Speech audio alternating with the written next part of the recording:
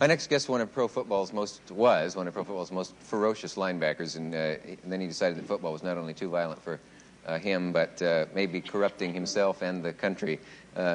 Dave Meggyesy is his name. He's written a book, which is not out yet. It's called Out of This League, but a lot of people are dreading its publication and are not looking forward to it. And I thought it'd be interesting to hear something about it ahead of time. Will you welcome, please, Dave Meggyesy.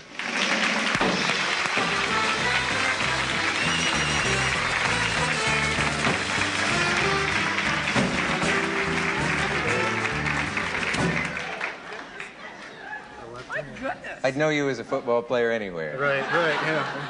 Well, why is it so many people are not looking forward to your book? I've heard so much about it. And how bad was football on you? Did it louse up your values, or is that putting it too? I don't know if it loused them up. I think it kind of bent my head around in some strange ways, for sure. Tell me about that, though. You played in high school. You were a high school football star. Were you, in any sense, corrupted by the sport in high school? Yeah, I think that, I went to a small high school in a cow town. Mm-hmm. The cows used to come out and watch us play the games Friday night. The actual cows? They actually did, right? Yeah.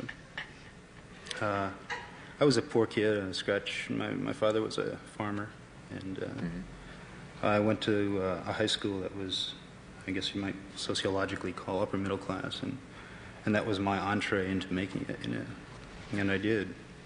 By being a good football player. Yeah. Well, where did it begin to go sour for you, and what way? I think, Dick, it went sour for me really after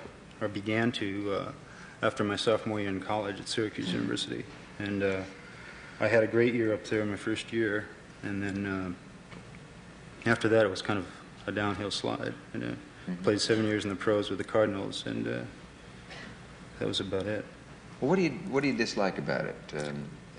You've said that football glorifies violence. That may even be a quote from the book, or at least it's appeared in the talk about the book. Anyway, yeah, I think it does. I think the whole raison d'etre of football is violence. It's institutional violence. A man by the name of Thomas Morgan wrote a piece in Esquire about 3 years ago called "The American War Game."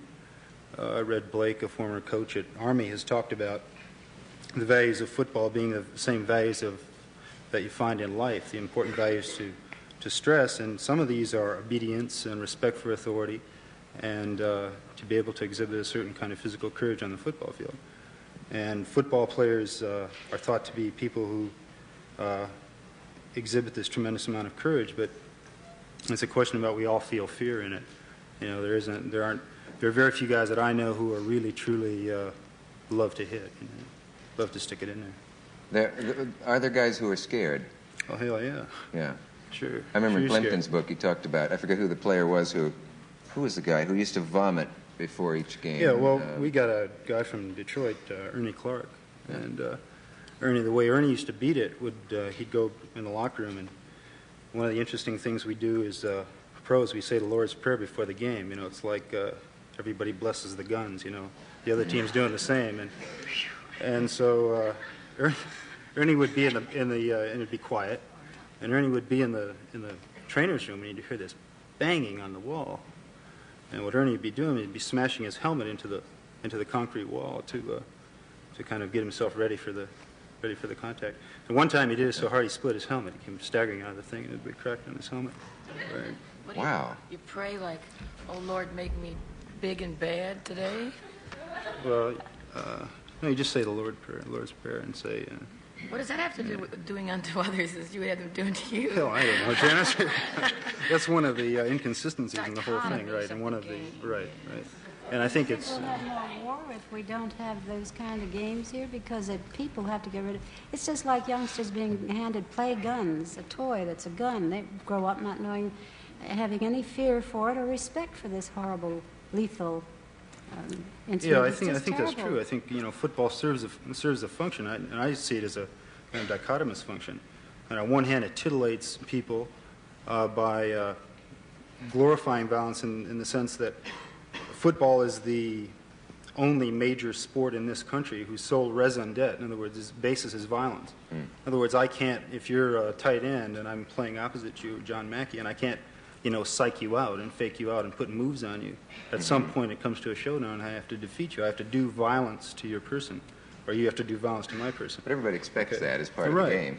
And I think that, all right, this is the titillating function, but the pacifying function is, and I've experienced this out on the field, if like a guy really gets stuck really hard and you hear the fans go, ooh, like that, it has this kind of effect of, letting it down. And by the time the fans are through with 60 minutes, I mean, they're kind of wrung out. And I think it does serve that function in this society.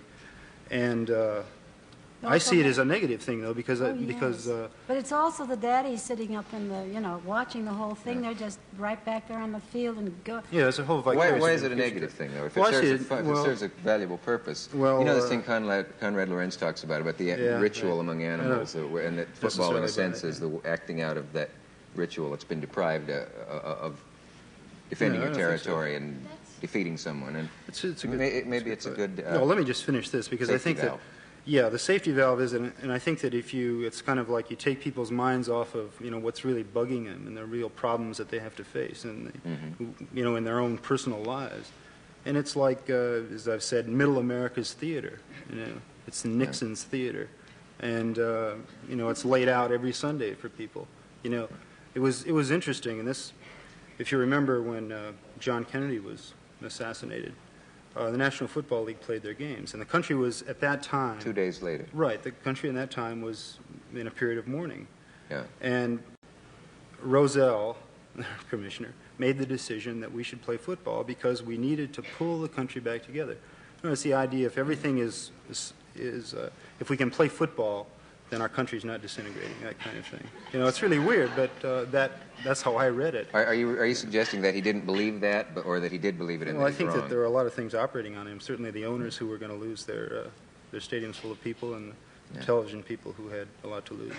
When you were at Syracuse, now that's a good college for, obviously for football, because of all the guys that have come out of it. Yeah, outlaw school. What? It's an outlaw school. What does that mean? Well, there are certain schools that make pretenses of their ball players having academic credentials, and Syracuse isn't one of them. It's not. The function up there is you go there to play football, and it was really interesting because, if you contrast like a Ben Schwartzwalder versus a Bud Wilkinson, Wilkinson is going to teach you all these values. He's going to say, look, you've got to be humble, contrite, polite, clean cut, the whole trip, and stay out of bars and away from loose women. But Schwartzwalder, if you produced, you could do any damn thing you pleased. And which of those guys is right? Well, I think that given the nature of football, I think Schwartzwalder is, and given the nature of what college football does to the individual players, one of the most exploited minorities in the country, are college football players. They get paid approximately 25 cents an hour. A few others. Yeah, well, no, obviously true, Janice, but I'm just saying is that a guy earns, you say, the argument is that we're giving these guys a college education. All right, out of my class at Syracuse, one guy graduated. Okay, Out of your, that kind of trip among the football players. Yeah, other football players. Out of my class, one guy graduated. Do they really do all their class work? Well, do they? I had a brother. I had a brother once who he was a hell of a football player. My brother Dennis, and he needed some grades. So he signed up for these courses in summer school, and he went back to Cleveland and worked, and came back, and he had him in 6 units of A's. So I mean, that's the kind of. Wait a minute, what was wrong? Somebody else took the class. Well, no, they just filled him in on the records, Oh, I see. Right, keep him eligible. You have to maintain your eligibility, which is the C average for approximately 15 hours at Syracuse.